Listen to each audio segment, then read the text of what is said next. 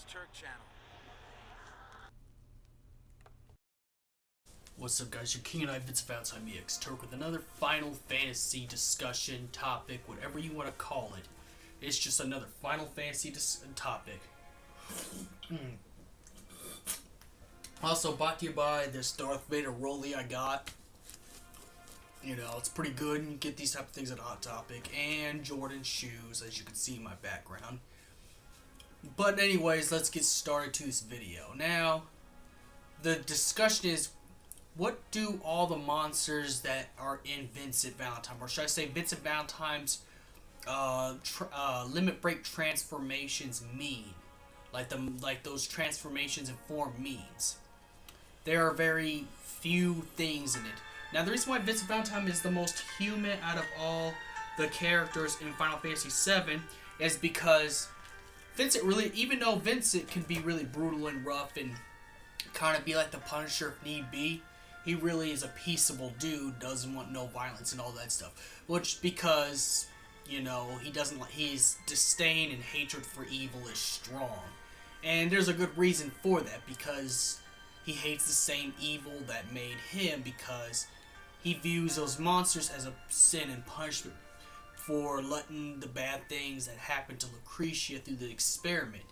So that's why he has a disdain and strong hatred for evil, because evil is what made him, you know, made his physiology due to Hojo's experiments. Galleon beasts, to start off, means power.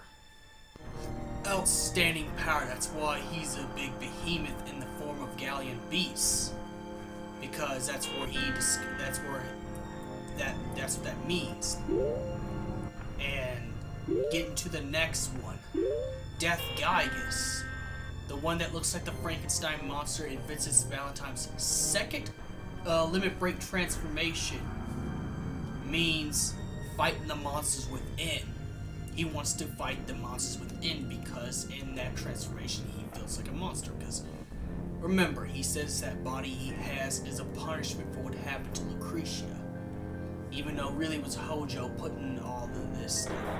Because remember, Hojo actually thought Vincent to be dead, thus Vincent was doubly named the Lost Number, because even with the immortal monsters, it was enough to keep him alive. It had to be chaos that was inside him in order to keep him living, but he had to have immortal counterparts, and that's where these monsters are. Now, after Death Gygus, because that's what he has to face every day, and that's what Death Gygus actually that's what Death Gygus is the monsters he's trying to fight that's inside of him in order to remain human. So that's what that means. So that's what Death Gygus means. So that's what it means, is for him to fight for his own humanity, to never lose control. That's what that form means. And that is the limit break stage number 2 for Vincent Valentine, in order to overcome what made him, because his physiology is more than just scientific, it's supernatural, if you will. And then we are gonna get to the third limit break, known as Hellmasker, and that's the one with the chainsaw and the mask, and you know, the one that looks like Leatherface. But nonetheless, that one, the limit break transformation known as Hellmasker, is pretty much a sign of vengeance. His bloodthirst for Hojo is so great that the form Hellmasker actually points out how much disdain for Hojo, and how badly he wants revenge for everything that happened to Lucretia, him, and all the innocent victims that Hojo had in his experiments. So Hellmasker is the form of vengeance. What his physical vengeance looks like. His lust to get revenge on the man who ruined his life and his fiance's life, Professor Hojo. And that's why that form looks scariest out of the other two forms, because in this form, in this form, he has no complete control of. And that's why In that form, when you have the splatter combo, it just keeps going, and the attack keeps going. In this form, it's more about being vicious in this one because of what Hellmaster is. The side of that wants vengeance.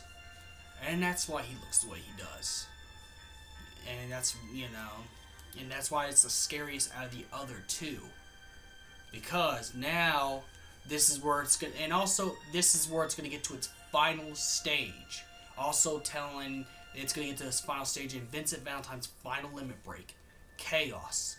Chaos is known as the end game.